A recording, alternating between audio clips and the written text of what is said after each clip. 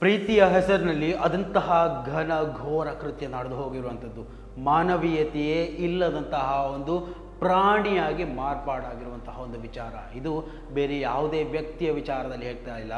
ನಮ್ಮ ದೇಶವನ್ನೇ ರಕ್ಷಣೆ ಮಾಡಬೇಕಿದ್ದಂತಹ ಓರ್ವ ಪ್ರಾಮಾಣಿಕ ಮಿಲಿಟರಿ ವ್ಯಕ್ತಿ, ನಮ್ಮ ದೇಶದ ನ್ಯಾವಿಯಿಂದ ಆಗಿರುವಂತಹ ಒಂದು ದೊಡ್ಡ ಘಟನೆ, ತನ್ನ ಪ್ರೇಯಸಿಯನ್ನು ತುಂಡು ತುಂಡು ಮಾಡಿ ಫ್ರಿಜ್ಜಲ್ಲಿಟ್ಟಂತಹ ಒಂದು ಘಟನೆ ನಿಜಕ್ಕೂ ಬೀಭತ್ಸವಾದಂಥದ್ದು, ಜನರ ಮನ ಕಲಕುವಂಥದ್ದು. ಕಂಪ್ಲೀಟಾಗಿ ಈ ಒಂದು ವಿಚಾರದ ಬಗ್ಗೆ ಮಾಹಿತಿಯನ್ನು ನಿಮ್ಮ ಜೊತೆಗೆ ವಿವರಿಸುವಂತಹ ಒಂದು ಪ್ರಯತ್ನವನ್ನು ಮಾಡ್ತೇನೆ. ಅದಕ್ಕೂ ಮೊದಲು ಈ ಒಂದು ವಿಡಿಯೋವನ್ನು ನೀವು ಮೊದಲನೇ ಬಾರಿ ವೀಕ್ಷಣೆ ಮಾಡುವವರಾಗಿದ್ದರೆ ಖಂಡಿತವಾಗಿಯೂ ಈ ಒಂದು ಚಾನಲನ್ನು ಸಬ್ಸ್ಕ್ರೈಬ್ ಮಾಡ್ಕೊಂಡು ನೋಡಿ. ಮಾತ್ರ ಅಲ್ಲ, ನಿರಂತರವಾಗಿ ಇಂತಹ ವಿಚಾರಗಳನ್ನು ನಿಮ್ಮ ಜೊತೆ ಹಂಚಿಕೊಳ್ಳುವಂತಹ ಪ್ರಯತ್ನವನ್ನು ನಾವು ಮಾಡ್ತೀವಿ.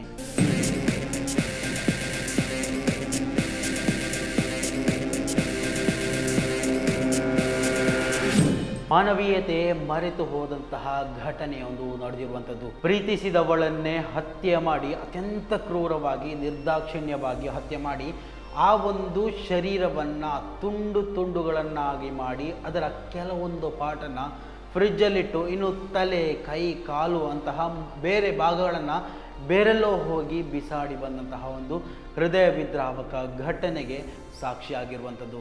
ಅಚ್ಚರಿಯ ವಿಷಯ ಅಂದರೆ, ಈ ಒಂದು ಘಟನೆಗೆ ಸಾಕ್ಷಿಯಾಗಿದ್ದು ಅಂದರೆ ನಮ್ಮ ದೇಶದ ರಕ್ಷಣೆ ಮಾಡಬೇಕಾದಂತಹ ನೌಕಾಪಡೆಯ ಓರ್ವ ಸಿಬ್ಬಂದಿ. ನೋಡಿ, ನಿಜಕ್ಕೂ ಒಂದು ರೀತಿಯಲ್ಲಿ ಶಾಕಿಂಗ್ ನ್ಯೂಸ್. ನಮ್ಮ ದೇಶವನ್ನು ಕಾಯಬೇಕಾದಂತಹ, ನಮ್ಮ ದೇಶವನ್ನು ಸಂರಕ್ಷಣೆಯಲ್ಲಿ ಇಡಬೇಕಾದಂತಹ ಓರ್ವ ಸಿಬ್ಬಂದಿಯಿಂದ ತನ್ನ ಪ್ರೇಯಸಿಯನ್ನು ಯಾವ ರೀತಿಯಲ್ಲಿ ತುಂಡು ತುಂಡುಗಳನ್ನಾಗಿ ಮಾಡಿ ಫ್ರಿಜ್ಜಲ್ಲಿ ಇಡುವಂತಹ ಘಟನೆಗಳು ಇದೇ ಮೊದಲು ಕೇಳುವಂಥದ್ದಲ್ಲ. ಬೆಂಗಳೂರಿನಲ್ಲೇ ಹಲವು ಘಟನೆಗಳನ್ನು ನಾವು ಕೇಳಿರ್ಬೋದು, ಅಂದರೆ ನಮ್ಮ ರಾಜ್ಯದ ರಾಜಧಾನಿಯಲ್ಲಿ.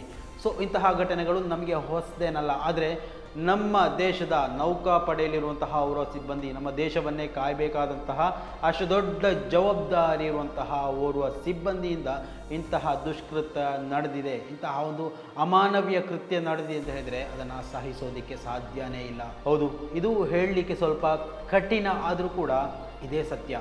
ಆತ ತನ್ನ ಪ್ರೇಯಸಿಯನ್ನು ಕ್ಷುಲ್ಲಕ ಕಾರಣಕ್ಕೆ, ತಮ್ಮ ನಡುವೆ ಏನೊಂದು ವಾಗ್ವಾದ ನಡೆದ ಕಾರಣಕ್ಕೆ ಚೂರಿಯಿಂದ ಪ್ರೇಯಸಿಯನ್ನು ಎರೆದಿದ್ದಾನೆ. ಎರೆದದ್ದು ಮಾತ್ರ ಅಲ್ಲ, ಸಾಕ್ಷ್ಯ ನಾಶ ಮಾಡೋದಕ್ಕೋಸ್ಕರ. ನೋಡಿ, ಇವೆಲ್ಲವೂ ಫ್ರಿಜ್ಜಲ್ಲಿ ಯಾಕೆ ಈ ಒಂದು ಮಾಂಸದ ತುಂಡುಗಳಾಗಿರ್ತಾರೆ ಅಂತ ಹೇಳಿದರೆ, ತಾನು ಕೊಂದೇ ಇಲ್ಲ ಎನ್ನುವಷ್ಟರ ಮಟ್ಟಿಗೆ ಸಾಕ್ಷಿಗಳನ್ನು ನಾಶ ಮಾಡೋದಕ್ಕೋಸ್ಕರ.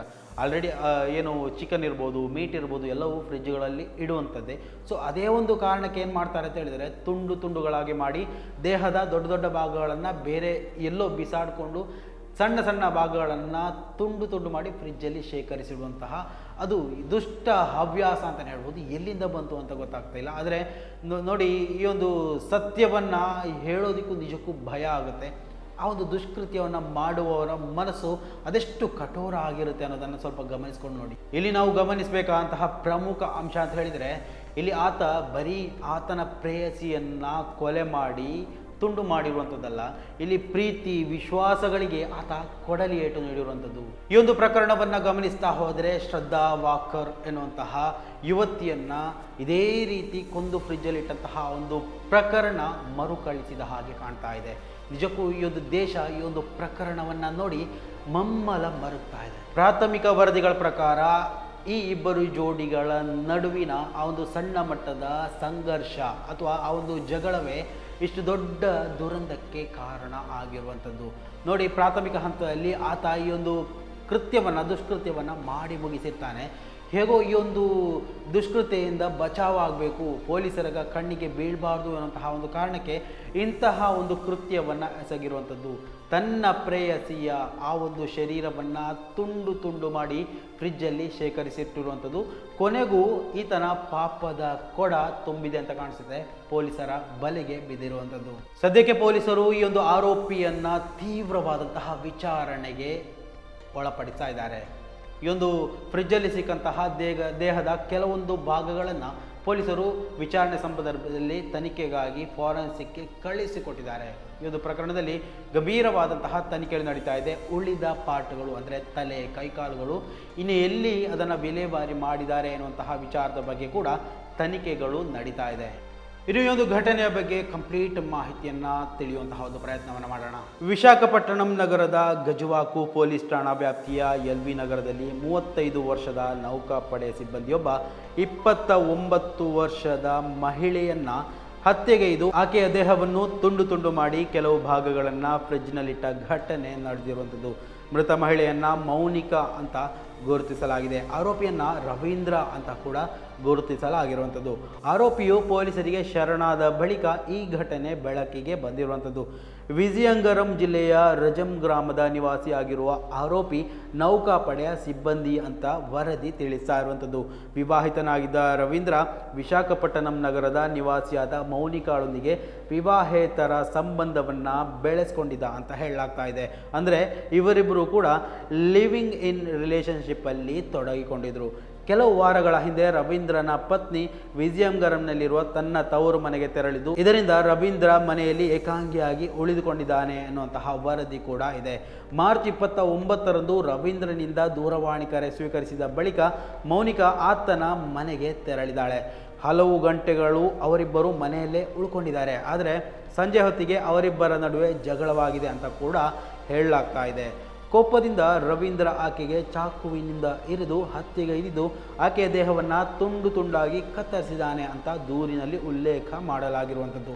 ದೇಹದ ಕೆಲವು ಭಾಗಗಳನ್ನು ಚೀಲಕ್ಕೆ ತುಂಬಿಕೊಂಡಿರುವ ಆತ ನಿರ್ಜನ ಪ್ರದೇಶಕ್ಕೆ ತೆರಳಿ ಅದನ್ನು ನಾಶಗೊಳಿಸಿದ್ದಾನೆ. ಉಳಿದ ದೇಹದ ಭಾಗಗಳನ್ನು ಫ್ರಿಡ್ಜ್ನಲ್ಲಿ ಇರಿಸಿದ್ದಾನೆ ಎನ್ನುವಂತಹ ವರದಿ ಕೂಡ ಇವಾಗ ಲಭ್ಯ ಆಗ್ತಾ ಇರುವಂಥದ್ದು. ಬಳಿಕ ಪೊಲೀಸ್ ಠಾಣೆಗೆ ತೆರಳಿರುವ ರವೀಂದ್ರ ತನ್ನ ಅಪರಾಧವನ್ನು ಒಪ್ಪಿಕೊಂಡಿದ್ದು ಪೊಲೀಸರಿಗೆ ಶರಣಾಗಿರುವಂಥದ್ದು. ನೋಡಿ, ಹಲವು ವಿವರಗಳನ್ನು ಗಮನಿಸ್ತಾ ಹೋದರೆ ಆತನ ಒಂದು ರೋಷ, ಕೋಪದಿಂದ ಈ ಒಂದು ದುಷ್ಕೃತ್ಯವನ್ನು ಮಾಡಿ ಕೊನೆಗೂ ಪೊಲೀಸರಿಗೆ ಶರಣಾಗಿರುವಂಥದ್ದು. ಆ ಬಳಿಕ ಪೊಲೀಸ್ ಅಧಿಕಾರಿಗಳು ಆತನ ನಿವಾಸದಿಂದ ಮೃತದೇಹದ ಕೆಲವು ಭಾಗಗಳನ್ನು ವಶಪಡಿಸಿಕೊಂಡಿದ್ದಾರೆ. ಆದರೆ ರುಂಡ ಮಾತ್ರ ಪತ್ತೆಯಾಗಿಲ್ಲ. ರವೀಂದ್ರ ಅದನ್ನು ಬೇರೆಲ್ಲೋ ವಿಲೇವಾರಿ ಮಾಡಿರಬಹುದು ಅಂತ ಪೊಲೀಸರು ಶಂಕೆ ವ್ಯಕ್ತಪಡಿಸಿದ್ದಾರೆ. ರುಂಡ ಹಾಗೂ ದೇಹದ ಉಳಿದ ಭಾಗಗಳನ್ನು ಪತ್ತೆ ಹಚ್ಚಲು ಪೊಲೀಸರು ವಿಶೇಷ ತಂಡವೊಂದನ್ನು ರಚಿಸಿದ್ದಾರೆ ಎನ್ನುವಂತಹ ಪ್ರಾಥಮಿಕ ವರದಿಗಳು ಬರ್ತಾ ಇರುವಂಥದ್ದು. ನೋಡಿ, ಹೆಂಡತಿಯನ್ನ ತವರು ಮನೆಗೆ ಕಳಿಸಿ ಆತ ತನ್ನ ಪ್ರೇಯಸಿಯನ್ನ ಮನೆಗೆ ಕರೆಸ್ಕೊಂಡಿರುವಂಥದ್ದು. ನಂತರ 4-5 ಗಂಟೆಗಳ ಕಾಲ ಅವರು ಆ ಒಂದು ಮನೆಯಲ್ಲಿ ತಂಗಿರ್ತಾರೆ. ಕೊನೆಗೆ ಏನೋ ಒಂದು ವೈಷಮ್ಯ, ಜಗಳ ಅಥವಾ ಏನೋ ಒಂದು ಕುಟುಂಬದ ವಿಚಾರದಲ್ಲಿ ಮಾತು ತಗಾದೆಯನ್ನು ತೆಗೆದಿರ್ತಾರೆ. ಆತ ಕೋಪದಿಂದ ಅಡುಗೆ ಕೋಣೆಯಲ್ಲಿದ್ದಂತಹ ಚೂರಿಯನ್ನು ತಗೊಂಬಂದು ಏಕಾಏಕಿ ಆಕೆಯನ್ನು ಕೊಯ್ದಿರುವಂಥದ್ದು. ನಂತರ ಏನು ಮಾಡಬೇಕು ಅಂತ ತೋಚದೆ ಯಾವುದು ಶರೀರವನ್ನು ಎಲ್ಲಿ ವಿಲೇವಾರಿ ಮಾಡಬೇಕು ಅಂತ ಗೊತ್ತಾಗದೆ ಎಲ್ಲ ಪಾಠಗಳನ್ನು, ಸಣ್ಣ ಪುಟ್ಟ ಪಾಠಗಳನ್ನ ತುಂಡು ತುಂಡು ಮಾಡಿ ಫ್ರಿಡ್ಜಲ್ಲಿ ಇಟ್ಟಿರುವಂಥದ್ದು. ನಂತರ ತಲೆ ಮತ್ತು ಬೇರೆ ಉಳಿದ ಅಂಗಗಳನ್ನು ಆತ ಮೂಟೆಯಲ್ಲಿ ಕಟ್ಟಿಕೊಂಡು ಹೋಗಿ ನಿರ್ಜನ ಪ್ರದೇಶದಲ್ಲಿ ಅದನ್ನು ನಾಶ ಕೂಡ ಮಾಡಿರುವಂಥದ್ದು.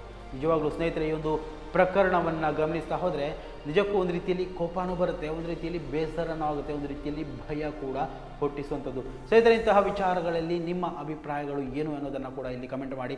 ಇಂತಹ ಆರೋಪಿಗಳಿಗೆ ಯಾವ ರೀತಿಯ ಶಿಕ್ಷೆ, ಕಾನೂನು ವ್ಯವಸ್ಥೆಗಳು ನಮ್ಮ ದೇಶದಲ್ಲಿ ಬರಬೇಕು ಎನ್ನುವುದರ ಬಗ್ಗೆ ನಿಮ್ಮ ಅಭಿಪ್ರಾಯಗಳನ್ನು ಇಲ್ಲಿ ನಮೂದಿಸಿ ಮುಂದಿನ ಮಾಹಿತಿಯೊಂದಿಗೆ ಮತ್ತೆ ಭೇಟಿಯಾಗೋಣ. ಅಲ್ಲಿವರೆಗೂ ನಮಸ್ಕಾರ.